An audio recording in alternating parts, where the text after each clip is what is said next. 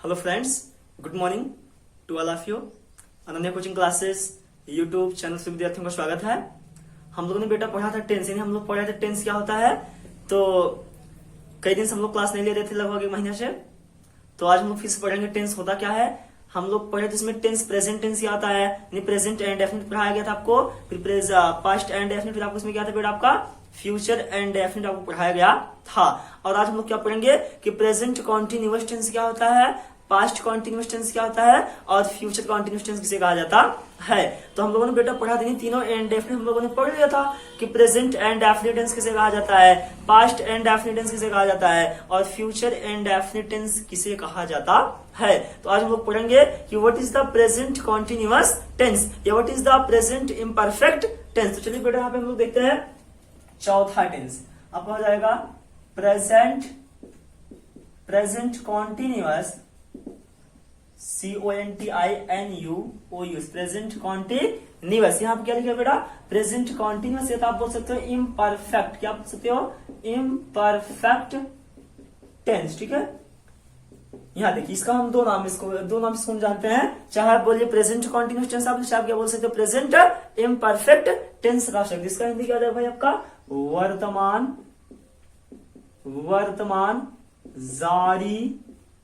वर्तमान जारी काल। ठीक है बेटा, यहाँ देखिए इसका हिंदी लिख दिया गया है।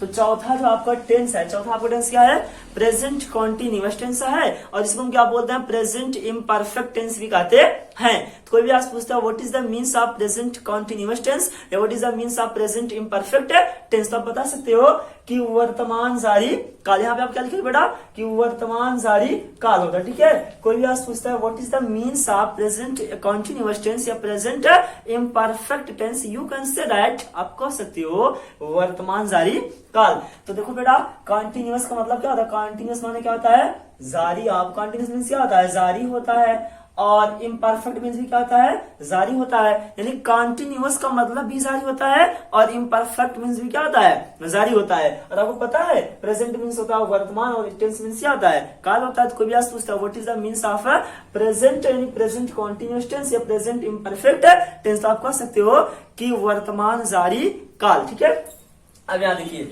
और ये जो बेटा आपका प्रेजेंट कॉन्टिन्यूअस टेंस आपका लिखा गया है, ये आपका हिंदी में आपको जो यूपी बोर्ड आपको जो किताब थी पहले की उसमें लिखा जाता था प्रेजेंट कॉन्टिन्यूअस टेंस, और जो सीबीएसई बोर्ड जो किताब होता था शायद इसमें क्या लिखा जाता था, उसमें प्रेजेंट इम्परफेक्ट टेंस कहा जाता था। बोथ आर इक्वल, दोनों मतलब क्या होता है एक ही है। चाहे आप क्या बोलिए प्रेजेंट कॉन्टिन्यूअस चाहे आप बोल सकते हो, या तो आप क्या बोल सकते हो present imperfect tense, both are equal, दोनों मतलब क्या होता है एक ही होता है। और उसका मतलब क्या हो जाएगा वर्तमान जारी काल। अब इतना आपको बेटा समझ में ही गया होगा। अब हम लोग यहाँ पे सीखेंगे कि व्हाट इज द रिकॉग्नाइजेशन, यानी व्हाट इज द रिकॉग्नाइजेशन या what is the identification of present continuous tense या प्रेजेंट इम्परफेक्ट टेंस। तो यहाँ देखिए हम लोग अगला हमारा हेडिंग क्या रहेगा रिकॉग्नाइजेशन, RECOGNIZATION। ठीक है, देखो यहाँ क्या लिख दिया गया है रिकॉग्नाइजेशन, देखो यहाँ पे आपको लिखा गया रिकॉग्नाइजेशन RECOGNIZATI, और रिकॉग्नाइजेशन मीन्स क्या होता है पहचान होता है। तो कोई भी आज पूछता है कि what is the recognisation of present continuous tense या प्रेजेंट इम्परफेक्ट टेंस, तो आप बता सकते हो यहाँ पे पहचान क्या हो जाएगा बेटा, यहाँ पे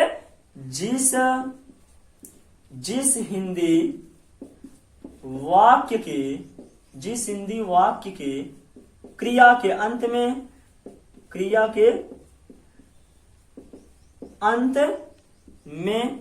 यहाँ देखो आप क्या लिखा है, यहाँ पर पहचान लिखाया जा रहा है कि जिस हिंदी, कोई भी आज पूछता है व्हाट इज द आइडेंटिफिकेशन या what is the recognisation of present continuous tense या प्रेजेंट इम्परफेक्ट टेंस, आप बता सकते हो कि जिस हिंदी वाक्य के क्रिया के अंत में रहा है, रही है, रहे हैं इत्यादि शब्द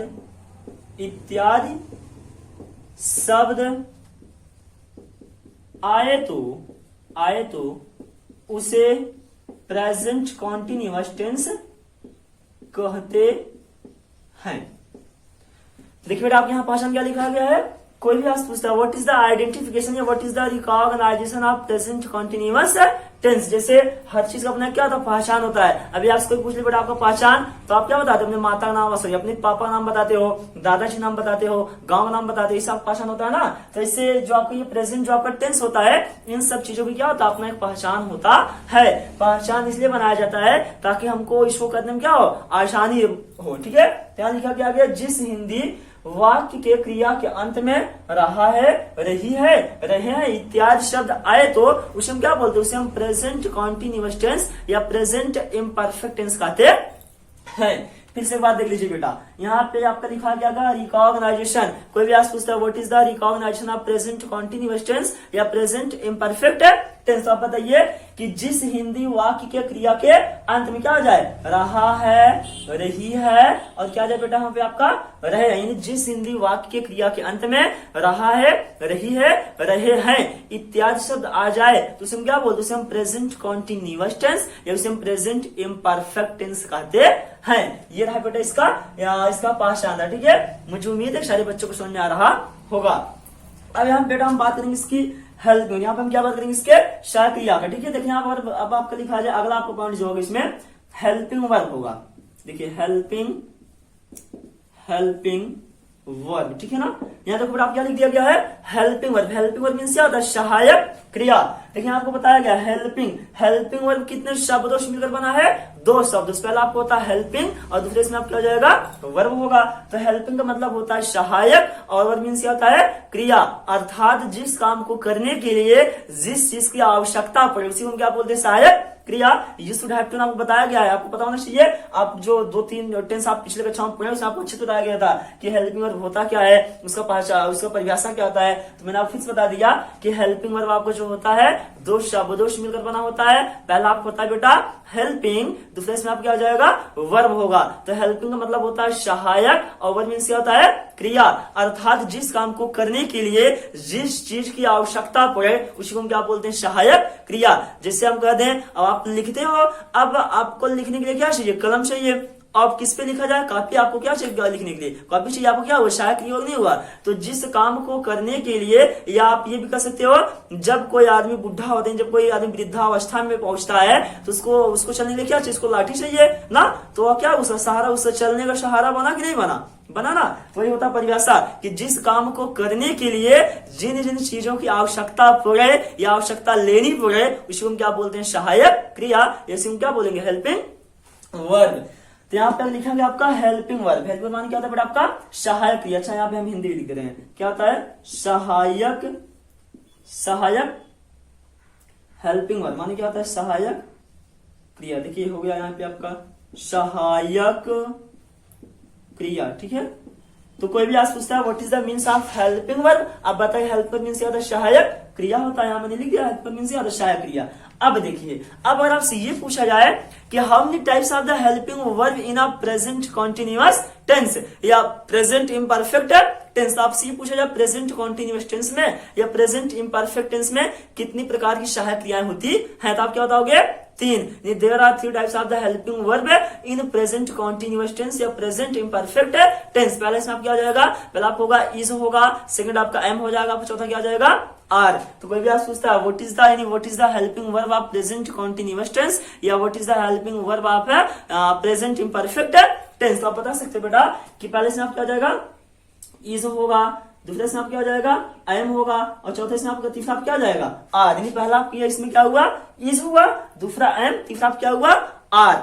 इतना तो सबको समझ में ही गया होगा।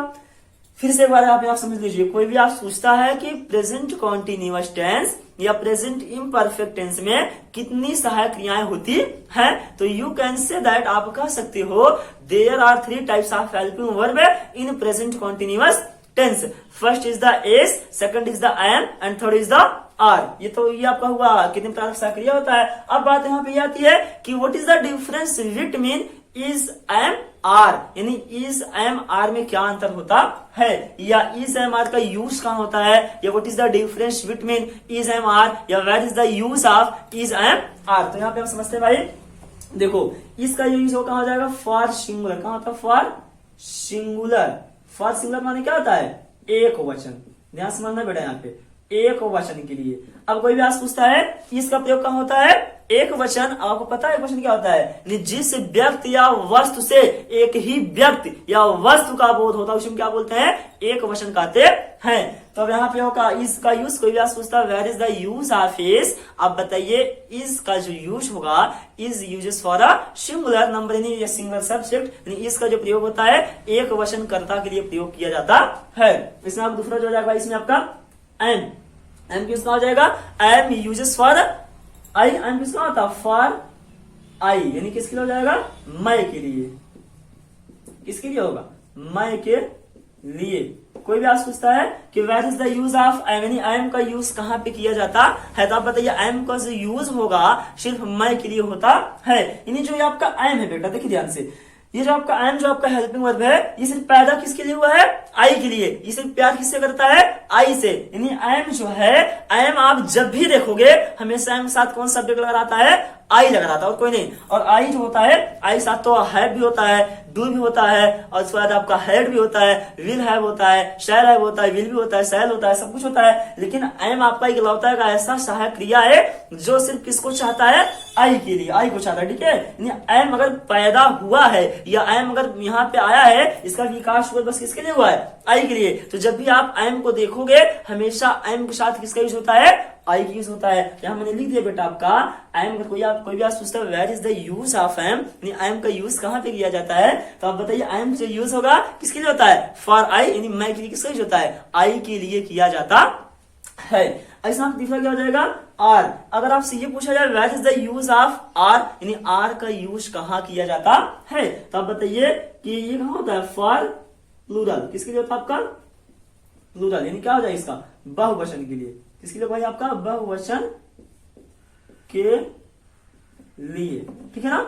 यहाँ देखिए अब कोई भी आज पूछता है कि where is the use of are, यानी आर का यूज कहाँ पे होता है, तो आप बताइए आर का जो यूज होता है भाई आपका, are uses for plural number और प्लूरल सब्जेक्ट, यानी आर का जो यूज होता है एक वचन और बहुवचन, सॉरी आर का जो यूज होता है बहुवचन कर्ता के साथ प्रयोग किया जाता है। तो ये रहा बेटा आपका हेल्पिंग वर्ब, ठीक है। कोई भी आज पूछता है कि what is the helping verb of present continuous tense, यानी प्रेजेंट कॉन्टिन्यूअस टेंस की सहायक क्रिया क्या होती है, तो आप बता दीजिए कि there are three types of the helping verb in present continuous या in present imperfect tense. First is the is, second is the am and third is the are. अब अगर आपसे पूछा जाए where is the use of is am are, आप बता दीजिए is uses for singular number and am uses for I and are uses for plural number. It is the difference between is am are. ये किसमें use किया था, is, sorry ये इसमें क्या रहा है, तीनों में क्या रहा अंतर। कोई भी आज पूछता है where is the use of is am are, यानी इज एम आर का यूज कहाँ होता है, या what is the difference between is am are, तो आप बताइए is uses for singular number, am uses for I and are is uses for a plural number, यानी इस का यूज एक वचन के लिए होता है और एम का यूज होता है मैं के लिए किया जाता है, और आपका जो आर होगा इसका यूज कहाँ होता है बेटा आपका बहुवचन के लिए किया जाता है। तो ये आपका रहा प्रेजेंट कॉन्टिन्यूअस या प्रेजेंट इम्परफेक्ट टेंस। एक बार आप फिर से देख लीजिए, प्रेजेंट कॉन्टिन्यूअस से प्रेजेंट इम्परफेक्ट टेंस मींस क्या होता है, वर्तमान जारी काल होता है। इसका अगर पहचान आपसे पूछा जाए बताइए, यानी रिकॉग्नाइजेशन कि जिस हिंदी वाक्य क्रिया के अंत में, देखिए यहाँ क्या लिखा गया कि जिस हिंदी वाक्य के क्रिया के अंत में रहा है, रही है, रहे हैं इत्यादि शब्द आए तो उसे हम क्या बोलते हैं, प्रेजेंट कॉन्टिन्यूअस टेंस, या हम ये कहें बेटा कि प्रेजेंट इम्परफेक्ट टेंस कहते हैं। और यहाँ पे अगर आप इससे ये पूछा जाए हेल्पिंग वर्ब क्या होता है, यानी what is the helping verb of present continuous tense या प्रेजेंट इम्परफेक्ट टेंस, आप बता सकते हो कि there are three types of the helping verb in present continuous या present imperfect tense. First is the is, second is the am, third is the are. अब अगर आपसे पूछा जाए where is the use of is am are, यानी is am are का use कहाँ होता है, या what is the difference between is am are, यानी इज एम आर में क्या अंतर होता है, तो आप बताइए is uses for singular number, am uses for I and are uses for a plural number. It is the difference between is am are. ये तीनों क्या होता है बेटा आपका अंतर। और देखिए आप जब भी वीडियो को देखिए आप इसको ऐसा मत सुनिएगा आना तरह, ठीक है। आप इसको क्या कीजिए, अपना कॉपी कलम निकाल कर इसका आप अच्छा सा नोट्स बनाओ ताकि आपके जीवन क्या आपके जीवन को बेहतर कर सके। तो आप जब भी वीडियो को देखिए तो आप अपना कॉपी कलम निकाल करके आप उसको बैठ करके नोट डाउन कीजिए, ऐसा लगे कि आप बैठ कर आप ऑफलाइन क्लास ले रहे हो, ठीक है बेटा। तो मुझे उम्मीद है कि आप सबको ये समझ में आया होगा। तो आप इसका स्क्रीन शॉट ले लीजिए, फिर मैं आपको आगे पढ़ाता हूं, ठीक है।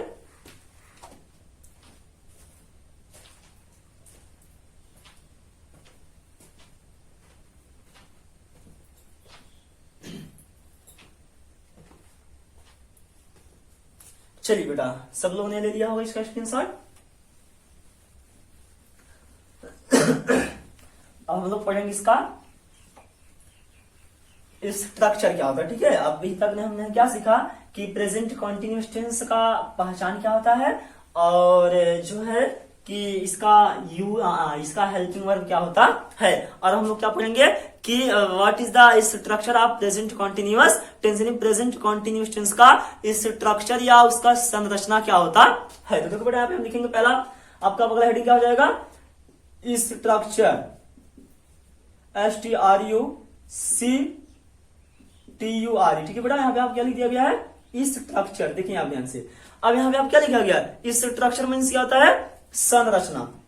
अब यहाँ पे आपको पहला हो जाएगा, देखिए पहला किसमें स्ट्रक्चर होगा, subject plus is, am, are plus main verb का first form, fourth form plus other word. यहाँ पे आपका बेटा प्लस अदर वर्ड। देखिए आपका लिखा गया सब्जेक्ट, यहाँ पे आपका लिखा गया है subject plus is, am, are plus main word का fourth form plus other word. फिर मैंने लास्ट में क्या लिख दिया, फुल स्टॉप। इसमें बेटा जो बनेगा, दूसरा बनेगा, क्या हो जाएगा, दूसरा होगा subject plus is, am, are plus not plus main verb का fourth form plus other word. ये आप क्या था बेटा, दूसरा। इसमें आप दूसरा क्या बन गया कि सब्जेक्ट हो गया प्लस इज, एम, आर हो गया प्लस आपका क्या हुआ, नॉट हो, प्लस आप क्या हुआ इसमें मेन वर्ब का फोर्थ फॉर्म प्लस आप क्या हुआ, अदर वर्ड हुआ, ठीक है।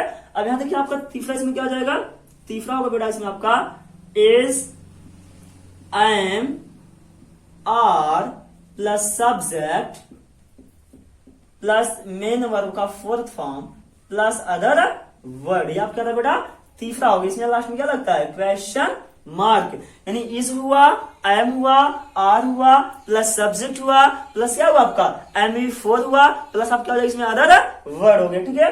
अब यहां देखिए आपका चौथा जो होगा, क्या होगा इसमें आपका चौथा स्ट्रक्चर आपका जो होगा क्या हो जाएगा, is, am, are plus subject plus not plus main word का fourth form plus other word. ये आप क्या था बेटा इसमें आपका चौथा स्ट्रक्चर, ठीक है।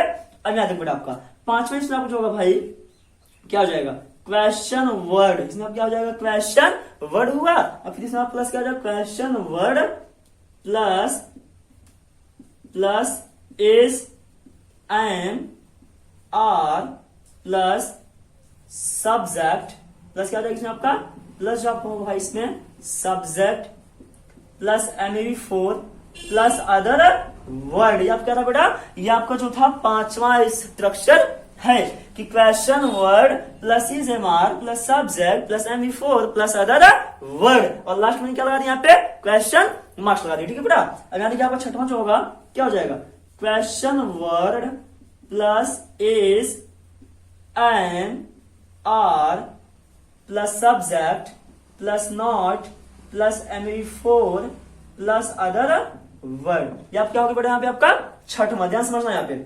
देखिए हर टेंस का कितना स्ट्रक्चर आपको होता है, 6। समानता मूलतः आपका जो होता है मुख्य कितना आपको होता है, 6 होता है, वैसे आपको बहुत हो जाएगा। अब यहाँ देखिए मैंने पहला लिख दिया, पहला, दूसरा, तीसरा, चौथा, पांचवा, छठवां, ठीक है बेटा। देखिए पहला आप क्या लिखा गया है, कोई भी आज पूछता है कि what is the structure of present continuous tense या what is the structure of present imperfect tense, आप बताइए कि पहले इसमें आप क्या लिखा, पहले आप लिखा गया है subject plus is, am, are plus क्या लिखा गया है, प्लस आपका मेन का फोर्थ फॉर्म प्लस आप इसमें क्या लिखा गया बेटा, आपका अदर वर्ड लिखा गया है। फिर दूसरा क्या लिखा गया, subject plus is, am, are plus not plus ME4 plus other word लिखा गया है। इसमें बेटा जो तीसरा लिखा गया है is, am, are plus subject plus ME4 plus other word plus question mark लिखा गया है। ऐसा बेटा जो है चौथा में क्या लिखा गया, is, am, are plus subject plus not plus ME4 plus other word, फिर आप आगे लिखा प्लस क्या लिखा आपको लास्ट में क्वेश्चन मस्ट लिखा गया है। अब 5 बेटा आपको लिखा गया है question word plus is am are plus subject plus am before plus other word, और लास्ट में क्या लिखा गया क्वेश्चन मार्क लिखा गया है। और लास्ट में आपका जो बेटा छठवां जो आपका नियम है इसमें क्या लिखा गया है question word plus is am are, यानी question word plus is am are plus subject plus not plus main verb का फोर्थ फॉर्म आपका, और प्लस आपके बेटा यहाँ पे अदर वर्ड, और लास्ट में क्या लिखा गया क्वेश्चन मार्क्स लिखा गया है। तो देखिए सेंटेंस आप क्या हो जाएगा, पहला आप क्या हो जाएगा, पहला आपको जो होगा असर्टिव सेंटेंस का अफर्मेटिव सेंटेंस हुआ, फिर असर्टिव का नेगेटिव हुआ, फिर सिंगल इंटरोगेटिव का नेगेटिव, डबल इंटरोगेटिव का नेगेटिव हुआ। फिर से एक बात देख लीजिए बेटा, ये आपको क्या हुआ, ये जो आपका पहला है ये पहला कौन सेंटेंस होगा, असर्टिव सेंटेंस का अफर्मेटिव सेंटेंस होगा, ये असर्टिव सेंटेंस का निगेटिव सेंटेंस होगा, और ये आपको जो है सिंगल इंटरोगेटिव सेंटेंस होगा, और ये आपका बेटा सिंगल इंटरोगेटिव निगेटिव सेंटेंस होगा, और ये आपको जो है डबल इंटरोगेटिव सेंटेंस होगा, या क्वेश्चन वर्ड सेंटेंस होगा, या WH वर्ड होगा, और आप क्या हो जाएगा वही चीज आप ये भी हो जाएगा कि डबल इंटरोगेटिव का क्या हो जाएगा आपका निगेटिव सेंटेंस। ठीक है बेटा, अगर आपको सेंटेंस नहीं समझ में आ रहा है, यहाँ हम क्या आपको पढ़ा रहे हैं, तो आप जा करके आप सेंटेंस आप अच्छे से आप रख सकते हो, सेंटेंस आपको पढ़ाया गया है। ठीक है बेटा, तो यहाँ पर स्ट्रक्चर। अब यहाँ पे हम लोग सीखेंगे कि इसका एग्जाम्पल क्या होता है। ठीक है ना, अब यहाँ पे हम देखिए एग्जाम्पल देखते हैं, जिसमें यहाँ पे पहला लिख दूंगा आपका जैसे आपका एग्जाम्पल, यहाँ पे आपका जैसे हो जाए ये आप क्या लिख दिया जाए एग्जाम्पल। ठीक है, अब इसे मैंने यहाँ पे लिख दिया कि वह स्कूल जा रहा है। ठीक है बेटा, यहाँ देखिए मैंने क्या लिख दिया कि वह स्कूल जा रहा है, ये पहला हो गया।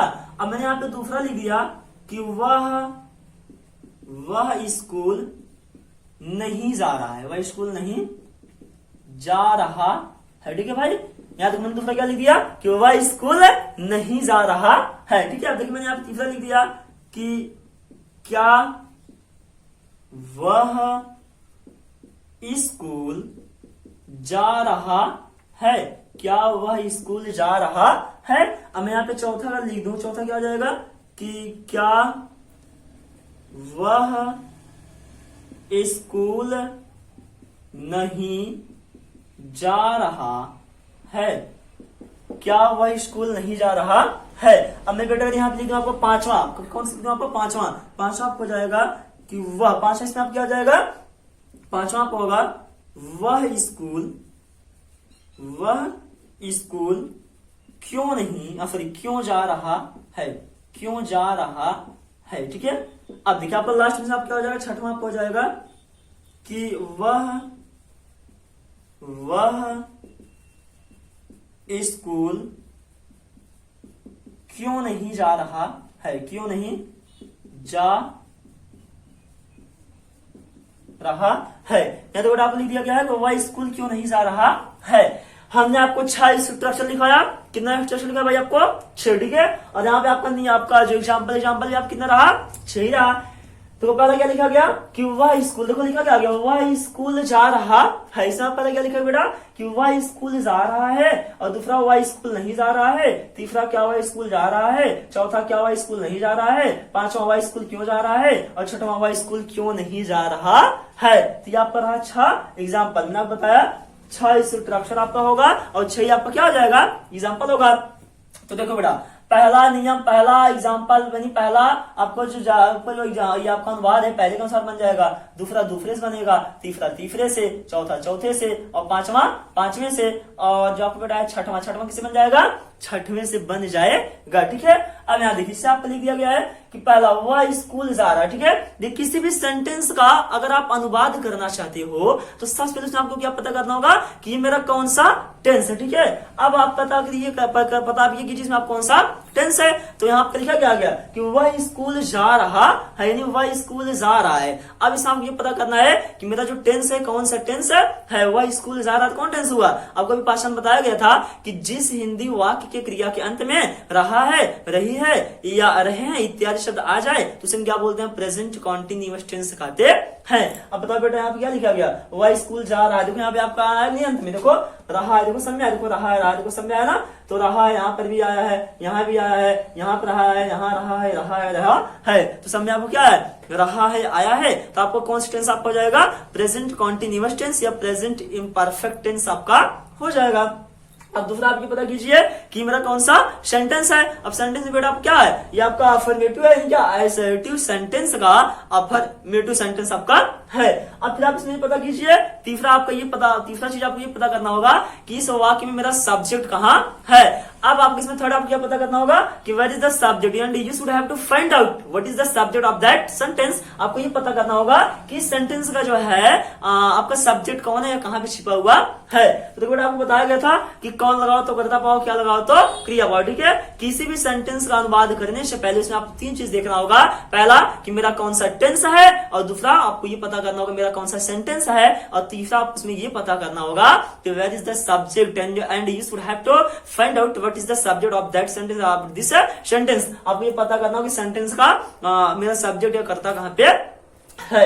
तो लिखा क्या गया है, वह स्कूल जा रहा है। वही आपको अब अच्छा मान लीजिए आपको सब्जेक्ट पता ही ना हो कि सब्जेक्ट होता क्या है, तो आप बस क्या लगा दीजिए कौन लगाओ, ठीक है। आप एक बार क्वेश्चन पढ़ लो, वह स्कूल जा रहा है, वह स्कूल जा रहा है, कौन स्कूल जा रहा है, वह स्कूल जा रहा है, कौन स्कूल जा रहा है, वह। तो आपका सब्जेक्ट क्या हुआ, वैसे मैंने कह दिया तुम खाना खा रही हो, तुम खाना खा रही हो, कौन खाना खा रही है, तुम आपको क्या हुआ सब्जेक्ट। अब इसे मैंने कह दिया कि रानी स्कूल में अंग्रेजी सीख रही है, कौन रानी, तो रानी आपका क्या हुआ सब्जेक्ट हुआ। ऐसे मैंने कह दिया सीताराम की पूजा कर रही है, कौन सीता, तो सीता आपको क्या हुआ सब्जेक्ट हुआ। तो यहाँ बेटा आपको लिखा गया वह स्कूल जा रहा है, नहीं कौन स्कूल जा रहा है वह, तो आपको क्या हो जाएगा इसमें सब्जेक्ट हो जाएगा। अब देखिए हमारा नियम क्या कहता है, पहले आप क्या लिखिए सब्जेक्ट। अब बताइए सब्जेक्ट में आपका है कौन स्कूल जा रहा है, वह स्कूल जा रहा है, यहाँ पे क्या हो जाएगा ही हो जाएगा। अब आप बेटा यहाँ देखिए वह का अंग्रेजी तीन होता है, एक ही मीन्स वह होता है, एक सी मीन्स होता है, और एक क्या होता है बेटा आपका दैट मीन्स भी क्या होता है वह होता है। तो तीनों का यूज क्या होता है अलग अलग होता है। जहां पे मेल आ जाए वहां पे हम ही का यूज करेंगे, और जहां फीमेल आ जाए वहां पे हम सी का यूज करेंगे, और जहां पे कोई नॉन लिविंग आ जाए वहां पे क्या लगा देंगे, वहां पे हम दैट यूज कर देंगे। यहाँ क्या लिखा गया कि वह स्कूल जा रहा है। अब बताइए जा रहा है मेल है कि फीमेल है, मेल है तो हम क्या लगा देंगे ही लगाएंगे। अब बेटा आप ये पता करो, तो बेटा इसके बाद यहाँ पे हमने ही लिखा। अब इस बात सब्जेक्ट क्या बोलता है लिखने के लिए इज एम आर, ठीक है। हम क्या लिख देंगे इज, क्या हुआ ही इज हुआ। अब आपको जो इज एम आर है ये बोलता आप क्या लगाने के लिए क्या एम ई फॉर, यहाँ क्या ला देंगे गोइंग, GOIN जी गोइंग हो गया। जिसमें आप क्या आ जाएगा अदर वर्ड, इसमें क्या आ जाएगा गोइंग टू स्कूल। यहाँ पर है बेटा कि वह स्कूल जा रहा है, ठीक है। देखिए लिखा क्या गया है कि वह स्कूल जा रहा है, पहले इसमें क्या लाएंगे सब्जेक्ट में इसमें क्या रहा वह रहा, तो मैंने यहाँ पे वह लिख दिया। अब बताओ क्या कर रहा है जा रहा है, कहाँ यानी क्या कर रहा है जा रहा है, जाना क्या ओवर हुआ। तो he is going to school, subject singular होगा तो आने वाला वर्ब आपका क्या रहेगा सिंगुलर। अगर सब्जेक्ट आपका प्लूरल होगा तो आने वाला आपका वर्ब क्या रहेगा प्लूरल होगा। यहाँ लिखा गया वह स्कूल जा रहा है, तो क्या हुआ he is going to school हो गया। अब आगे आपको क्या है बेटा वह स्कूल नहीं जा रहा, ठीक है वह स्कूल नहीं जा रहा है। तो यहाँ देखिए लिखा गया पहला सब्जेक्ट, कौन स्कूल नहीं जा रहा है वह, तो सब्जेक्ट हो गया। अब सब्जेक्ट आपको जो है ये बोलता आप क्या ला दीजिए is am are, according to whom किसके अनुसार सब्जेक्ट के अनुसार। आई हैव टोल्ड यू, मैंने आपको बताया if your subject is the singular then you should have to use the is, and if your subject is the plural तो you should have to use the are, and if your subject is the I तो you should have to also use the am. बस यहाँ पर use हम क्या डालेंगे is, he is आपका हुआ। अब बेटा आपको जो इज एम आर है ये कहा था आपसे क्या लगाने के लिए नॉट, यहाँ क्या लगा दीजिए नॉट लगा दीजिए। यहाँ क्या हुआ ही इज नॉट हुआ। अब आपका जो नॉट है ये क्या बोलता है मेन वर्ब का फोर्थ फॉर्म लगाओ। हम क्या लगा देंगे बेटा आपका going, he is not going to school आपका हो गया। ये रहा आपका क्योंकि वह स्कूल नहीं जा रहा है, he is not going to school. पहला आपको जो है बेटा पहला आप लिखा गया वह स्कूल जा रहा है, ये कौन हुआ यानी आपका असर्टिव सेंटेंस का आपका अफर्मेटिव सेंटेंस हुआ। और दूसरे इसमें आपका है कि वह स्कूल नहीं जा रहा है, या क्या हुआ, ये आपका असर्टिव सेंटेंस का निगेटिव सेंटेंस हुआ। पहला आ गया, दूसरा अपने आप आ जाएगा, बस दूसरे में लगाना क्या है, इज है, मुझे क्या लगा देना है, नॉट यूज कर देना है। अब तीसरा क्या लिखा गया है, क्या वह स्कूल जा रहा है। देखो बेटा, क्या शब्द कितने प्रकार होते हैं, दो प्रकार होते हैं, एक वाक्य से पहले आता है और एक वाक्य के बीच में आएगा। जब किसी वाक्य से पहले क्या शब्द आ जाए तो वहां पे हम क्या करेंगे, टेंस की सहायक क्रिया को उठा करके सबसे पहले लिख देंगे। लेकिन जब किसी वाक्य के बीचों बीच क्या आ जाए, क्या शब्द आ जाए, तो हम क्या करेंगे, वहां पे हम व्हाट का यूज करेंगे। ये रहा बेटा, अगर आपसे पूछा जाए कि क्या वह स्कूल जा रहा है, ये कौन सा सेंटेंस होगा, तो you should have to tell that person, आपको बताना होगा कि यह सिंगल इंटरोगेटिव सेंटेंस हुआ। अगर बेटा आपसे पूछ लिया जाए कि सिंगल इंटरोगेटिव सेंटेंस होता क्या है, तो आप क्या बताओगे कि भैया हो जब किसी सेंटेंस है ना, जब किसी सेंटेंस से क्या पूछा जाए, क्वेश्चन पूछा जाए, तो मेरा क्या होता है, सिंगल इंटरोगेटिव सेंटेंस। या आप यूं आप तो ये भी कर सकते हो कि जब किसी सेंटेंस में एनी टेंस की सहायक क्रिया जैसे do, does, did, is, am, are, was, were, has, have, had, will, shall, will be, shall be, इसे जो वाक्य क्या जब पहले आ जाए तो इसी को हम क्या बोलते हैं, सिंगल इंटरोगेटिव सेंटेंस बोलेंगे। और हिंदी में कैसे पहचानेंगे, जब बेटा आपका यही क्या शब्द, यानी जब आपका क्या शब्द आ जाए किसी वाक्य से पहले आ जाए, क्या आपने खाना खाया, क्या आप स्कूल जा रहे हो, क्या तुम अंग्रेजी सीख रहे हो, क्या तुम कोचिंग पढ़ रहे हो, क्या तुम कोचिंग में अंग्रेजी सीख रहे हो, या आपको क्या हुआ, या आपको सिंगल इंटरोगेटिव सेंटेंस हुआ। यहाँ बेटा लिखा क्या, क्या वह स्कूल जा रहा है। अब देखिए, अगर आपका सब्जेक्ट सिंगुलर होगा तो हम क्या लगाएंगे, इसका यूज करेंगे। अगर आपका सब्जेक्ट प्लूरल होगा तो हम क्या लगा देंगे, आर का यूज कर देंगे, हम क्या लगा देंगे, इज लगाएंगे। क्यों, क्योंकि सब्जेक्ट क्या है, वह क्या एक क्वेश्चन है, तो इज हुआ। अब सब्जेक्ट यहाँ पे क्या हो जाएगा, ही, इज ही हुआ। अब आपका जो सब्जेक्ट है ये क्या बोलता लगाने के लिए, मेन वर्ब का फोर्थ फॉर्म, हम क्या लगा देंगे, गोइंग हो गया। क्या हुआ आपको यहाँ बेटा, गोइंग हुआ। अब प्लस हम क्या लगाएंगे, तो स्कूल आपका हो गया। इसमें आपका अदर वर्ड कहाँ हुआ, आपका जो इसमें अदर वर्ड है इसमें क्या हो जाएगा, स्कूल। तो आपका हो गया, क्या वह स्कूल जा रहा है, is he going to school. अब इसमें आपका बेटा जो तीसरा है, सेम तीसरा भी आपका वैसे है, बस इसमें आपका चेंजिंग क्या करना है, ये आप क्या हुआ, ये सिंगल इंटरोगेटिव था, ये आप क्या हो गया, सिंगल इंटरोगेटिव का निगेटिव हो गया है। अब यहाँ मुझे क्या लगाना है, सिर्फ यहाँ पे मुझे लगा देना है, नॉट यूज करना है। क्या वह स्कूल नहीं जा रहा है, तो सिंपली बात है, हम क्या लगा देंगे, इस लगा देंगे। इस मैंने क्यों लगाया, क्योंकि भैया आपका सब्जेक्ट इसमें क्या है, वह है। जब सब्जेक्ट आपको सिंगुलर होगा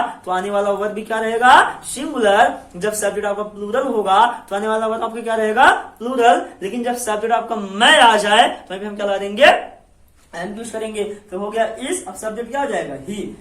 या मैंने इसका यूज किया, अब इस क्या बोलता आपका, इस सब्जेक्ट मैंने क्या लगा दिया बेटा, आपका ही लगा दिया। आपका जो ही है ये बोलता है क्या लगाने के लिए, नॉट। मैं यहाँ क्या लगा दूंगा, नॉट। इज ही नॉट हो गया। अब नॉट क्या लगाने के लिए, मेन और का fourth form, is he not going. क्या हुआ यहाँ पे, गोइंग टू। अब कहा नहीं जा रहा है, स्कूल। ये आपका हो गया। यहाँ पर क्या हुआ कि is he not going to school, क्या वह स्कूल नहीं जा रहा है। अब देखो भाई, आपका जो पांचवा है, वह स्कूल क्यों जा रहा है, जो आपका पांचवा है, पांचवा क्या लिखा गया है कि वह स्कूल क्यों जा रहा है।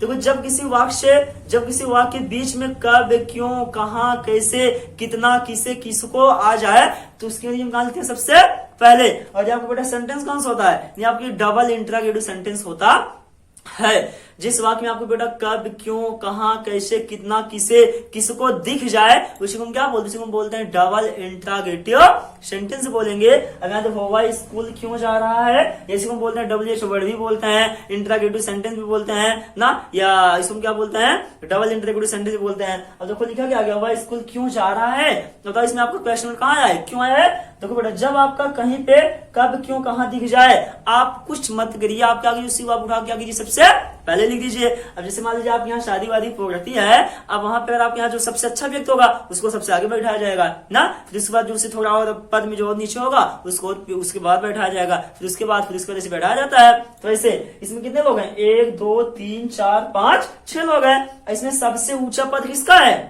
क्यों है। इसमें सबसे अच्छा कौन है, क्यों। यानी सबसे सम्मानित, सबसे प्रतिष्ठित, सबसे अच्छा व्यक्ति इसमें आप क्या हो बेटा, क्यों हुआ। तो हम क्यों क्या करेंगे, सबसे पहले लिख देंगे, हम क्या लिख देंगे, वाई। हम क्या लिख देंगे, वाई। मैंने लिख दिया, मैंने क्या लिख दिया, वाई लिख दिया। अब जो है बेटा देखो, क्वेश्चन वर्ड माने क्या होता है, वाई होता है। क्वेश्चन वर्ड माने क्या होता है, वाई, व्हाट में।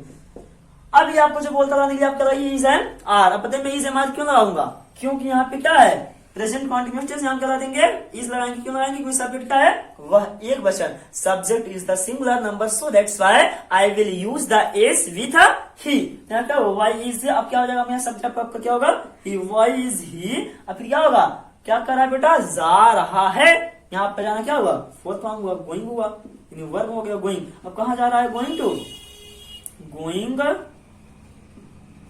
To school, going to school. ये तो बेटा आपको क्या हुआ कि वह स्कूल क्यों जा रहा है, तो क्या हुआ यहाँ पे why is he going to school हो गया। आपका देखिए बेटा अगला क्या है वह स्कूल, यानी वह स्कूल क्यों नहीं जा रहा है। तो आपका पांचवा हुआ, पांचवा था आपका डबल इंटरोगेटिव सेंटेंस था, और आपको जो छठवां है डबल इंटरोगेटिव का निगेटिव सेंटेंस हो गया है। अब यहाँ देखिए वह स्कूल क्यों नहीं जा रहा है, सब चीज उसमें क्या है मेन वर्ब के पहले हम क्या लगा देंगे नॉट यूज कर देंगे, फिर हम क्या लगाएंगे जो सबसे सम्मानित, सबसे अच्छा, सबसे सुंदर, सबसे सुशील व्यक्ति इसमें कौन है आपका, बताओ जल्दी से, क्यों, क्या है बेटा इसमें आपका क्यों है, ध्यान क्या लगा देंगे वही हो गया।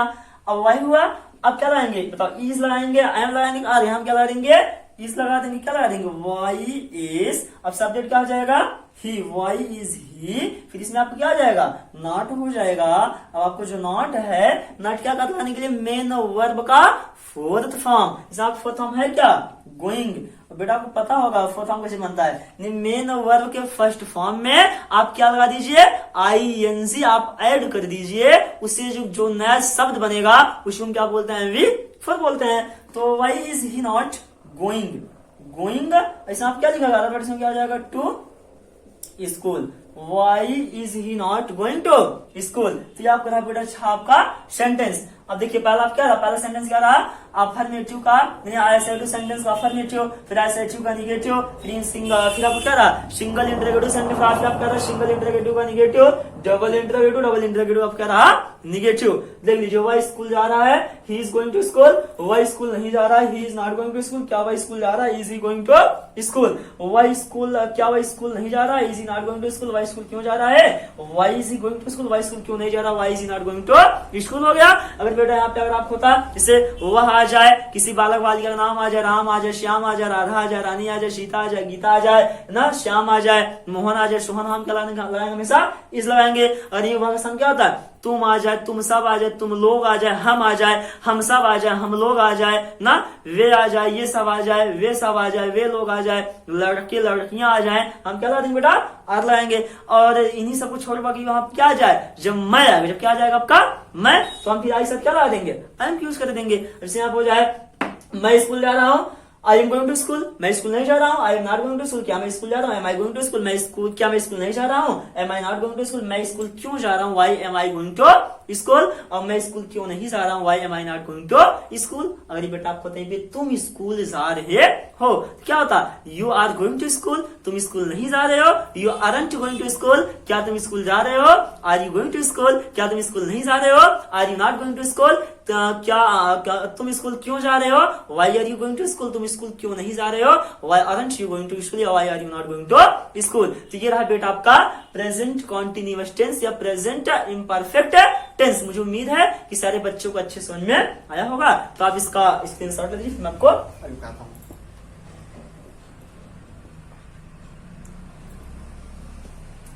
चलिए बेटा आप लोगों ने इसको ले लिया होगा स्क्रीनशॉट, ठीक है। और मुझे उम्मीद है सारे बच्चों को अच्छे समझ में आ रहा होगा। जहां पे आपको बेटा ना समझ में आए उसको आप क्या कीजिए, उसको आप कमेंट बॉक्स जाके आप उसको क्या कीजिए कमेंट कीजिए, ठीक है ना। देखिए जहां पे देखो चाइना वाले क्यों आगे हैं, चाइना वाले बच्चे इसलिए आगे हैं क्योंकि वहां के बच्चे जो है पूछते वक्त कभी डरते लजाते शर्माते नहीं, ठीक है ना। तो और अपने यहाँ क्या भारत देश में क्या है, भारत में बेचारे कैसे किस तरीके से खड़े होंगे, तो कोई जो उसके बगल में जो उसको यार दोस्त होगा हंसते उसके ऊपर, फिर क्या हो जाएगा वो लजा जाएगा, शर्मा जाएगा, डर जाएगा, फिर दोबारा खड़ा होने को नाम नहीं लेता है, वो पूछता नहीं, गलत जैसे पढ़ाया जाएगा वैसे पढ़ क्या करता है घर चला जाता है। इसलिए बेटा अगर आपको आगे जाना है तो आप कैसा पढ़ाई कीजिए आप चाइना वाले, ठीक है। देखिए देखो उसने क्या उसने कोटेशन लिखा है कि वह व्यक्ति, चाइना वाले ने क्या लिखा है कि वह व्यक्ति जो अपने अध्यापकों से प्रश्न पूछता है वह सिर्फ कितने मिनट के लिए मूर्ख होता है, 5 मिनट के लिए मूर्ख बना रहता है। फिर उन्होंने ये भी कहा लेकिन वह व्यक्ति नहीं, वह विद्यार्थी जो अपने अध्यापकों से प्रश्न नहीं पूछता है वह पूरे जीवन भर के लिए क्या बना रहता है, मूर्ख बना रहता है। अब आप खुद बेटा समझदार हो, अब बताओ आप 5 मिनट के लिए आप मूर्ख बनोगे, बनना पसंद करोगे या जीवन भर के लिए? अब मतलब ये हुआ जैसे आप खड़े हो गए, अब सबको समझ में आ रहा है, अब 10 बच्चे हैं, 10 में 9 को आ रहा है, 1 को नहीं आ रहा, आपने खड़ा होकर पूछ लिया, 9 बच्चे क्या करेंगे, शायद आप पर क्या करे, हंसे। वो भी कितने मिनट के लिए कितने समय तक क्या हंसेंगे, बस 5 या 6 मिनट के लिए आपको हंसेंगे। तो इससे हमारा क्या, कुछ हमारा नुकसान होगा, कुछ नहीं नुकसान होगा। तो वही आप क्या, वही चीज आप अपनाइए कि वह विद्यार्थी जो अपने अध्यापकों से प्रश्न पूछता है सिर्फ वह 5 मिनट के लिए बच्चों की निगाहों में क्या बना रहता है, मूर्ख बना रहता है। और वह विद्यार्थी जो अपने अध्यापकों से कभी प्रश्न पूछता ही ना हो वह जीवन भर के लिए क्या बना रहता है, मूर्ख बना रहता है। तो इसलिए बेटा आपको जीवन में आगे जाना हो तो आप जीवन भर मूर्ख ना बन करके बल्कि आप 5 मिनट का मूर्ख बन लीजिए, क्या रहेगा, अच्छा रहेगा, ठीक है ना। नहीं किसी ने क्या कहा है, खुद ही को कर बुलंद इतना कि खुदा खुद बंदे से पूछे कि बता तेरी रजा क्या, ठीक है ना। आप अपने आप को इतना काबिल बना दीजिए कि लोग खुद आपसे पूछे कि आप हो क्या, आप है क्या ना, आपकी हैसियत क्या है। तो मैंने आपको बोला क्या कि खुद ही माने स्वयं को, खुद ही माने क्या होता है बेटा आपको, स्वयं यानी खुद ही को कर बुलंद इतना खुदा खुद बंदे से पूछे कि बता तेरी रजा क्या है। यानी अपने आप कितना काबिल बना दीजिए, अपने आप कितना एबल बना दीजिए कि भगवान जो इन लोग जो हैं आपसे खुद पूछे बताइए आपको क्या चीज चाहिए, ठीक है। तो मुझे उम्मीद है बेटा आपको सारी चीज समझ में आ रहा होगा। तो जहां पे आपको ना समझ में आए उसको आप पूछिए और मैं आपको बताने का प्रयास करूंगा, ठीक है। अब हम लोग बेटा कल मिलेंगे अगले वीडियो में। हम लोग कल 5 टेंस पढ़ेंगे, पास्ट कॉन्टिन्यूअस टेंस क्या होता है। तो बेटा अगर आपको वीडियो को अगर आपको पसंद हो, ठीक है, आपको जो पढ़ा गया अच्छा लगे तो आप ज्यादा से ज्यादा लाइक कीजिए, शेयर कीजिए, ठीक है, और चैनल को सब्सक्राइब, ताकि हम लोग का मनोबल क्या हो, बढ़ता रहे, ठीक है। जब हम लोग को मनोबल जब बढ़े तो हम लोग और अच्छे से पढ़ाने का प्रयास करेंगे, ठीक है बेटा। तो thanks for watching this video.